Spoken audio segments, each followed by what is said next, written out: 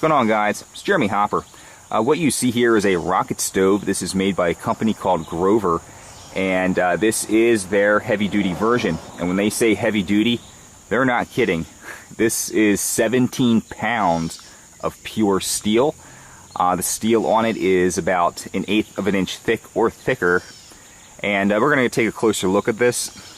But first, I guess we'll start down here. This is the feed chamber / airflow section. Now, the way a rocket stove is designed, it's designed to allow maximum airflow to your fire, to make your fire burn hotter and more efficient.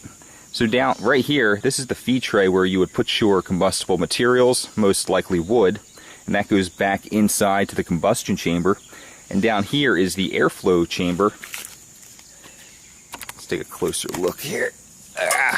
So you can see that airflow chamber that just goes straight back. So yeah, and the reason why they call it a rocket stove is when this baby's going, it does sound like a rocket with the airflow, the oxygen being sucked in. So this is about 4 inches by 4 inches, about 7 inches across, 12 inches high. And let's take a closer look at some of the welds up in the burner's assembly area. I mean, you can see it's just massively overbuilt, good solid welds. And on the rear of this, you flip it around, there is a handle.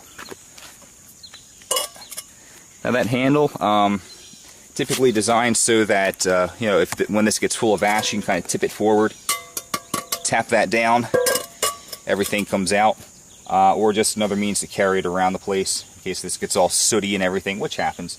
You know, I've had this for several months, and I really like it a lot. It's more for a backup cooking method, or just a backup stove that I can have around my house in a long-term grid down situation.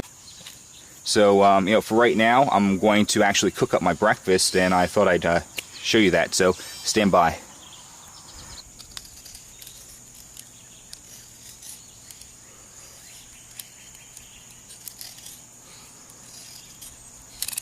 As the first thing I've done is I've made a pile of wood shavings here. I'm just going to dump them inside the combustion chamber.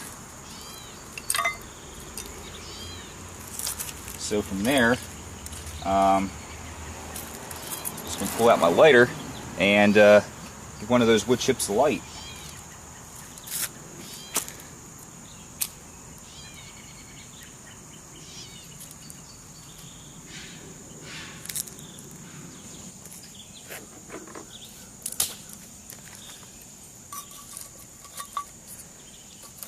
Alright, now that I kind of have that fire going in the combustion chamber, start adding some fuel into the fuel tray.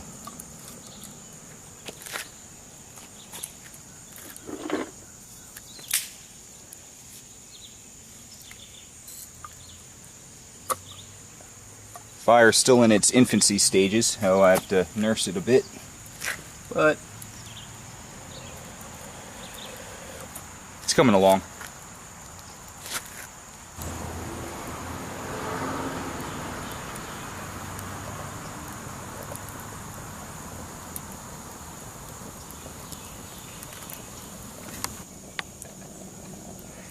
And there, guys, you can see the rocket stove is lit. There's actually no smoke at all coming out of this thing. It burns very cleanly, very efficiently, and I don't know if you can hear the air being sucked in like a rocket sound. So I'm going to take you a little bit closer.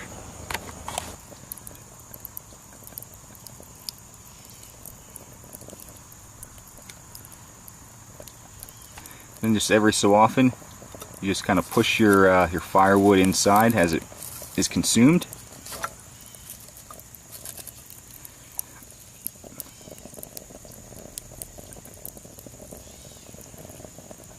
I don't know if you can hear it. Slight air movement sound. That's the air being sucked into here, into the air intake. And you can see this stove. It's warm to the touch. but it's not excessively hot. This is double walled in here, so there is a layer of insulation. I don't know what that insulation is, but you can see, you know, despite this fire, I can still have my hand on it. It's warm, but it's not so warm you're going to burn yourself right away. Alright guys, I briefly wanted to talk about Dutch ovens. This particular one is made by Lodge, and Dutch ovens typically have a handle up here. You can suspend this over a fire, but it also has, on the underside, three legs. So that was designed to put the pot directly into a fire pit or on top of hot coals, so you have heat from the bottom, and you have a recessed lid to put hot coals up here, so you have heat from two sides, so essentially you have an oven. This was a favorite of many early American pioneers and colonials, just because of the versatility of it. And I'm going to show you some of the versatility now in cooking my breakfast. If you noticed, I didn't have any type of griddle or anything on top of the stove, so I'm going to use this, but not the entire pot. I'm just going to utilize the lid. I'm going to show you that now. So I'm going to take the lid from my Dutch oven, flip it around like this. So it's basically upside down. The handle is now in the fire, and I now have a cooking surface. That's a great thing I like about the Dutch oven, is the versatility. So right now my fire went down a little bit, so I'm going to stoke it back up and get cooking. I know some people probably think Spam is absolutely disgusting, which is what this block is here. I actually like it. I was opposed to it a long time ago, until a friend of mine actually fried it up on a camping trip for me, and I have to say, ever since that moment, you know, I pretty much have been addicted to Spam. I don't eat it every day, obviously, because it's not that good for you, but, you know, I have it every so often. It's not bad.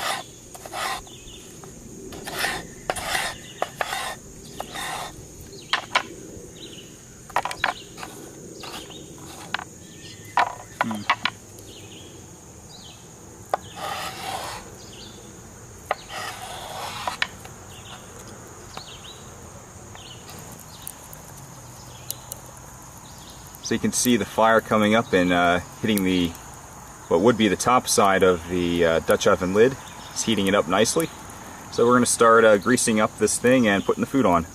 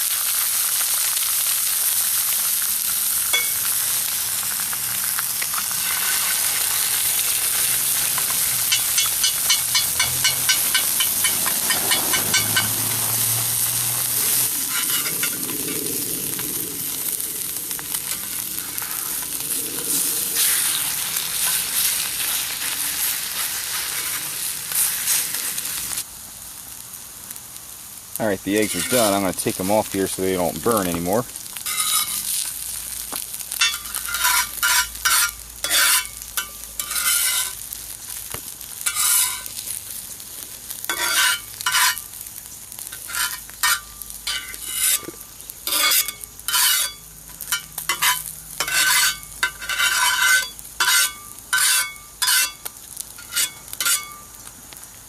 I'm going to let the Spam sit on here a little bit longer. I like mine nice and fried up. Otherwise, I would have to agree that uncooked Spam is just nasty. Alright guys, my Spam is done. Take that off.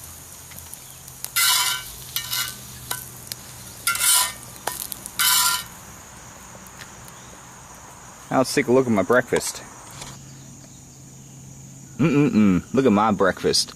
Got some fried eggs with onion. Got some fried hickory smoked Spam there.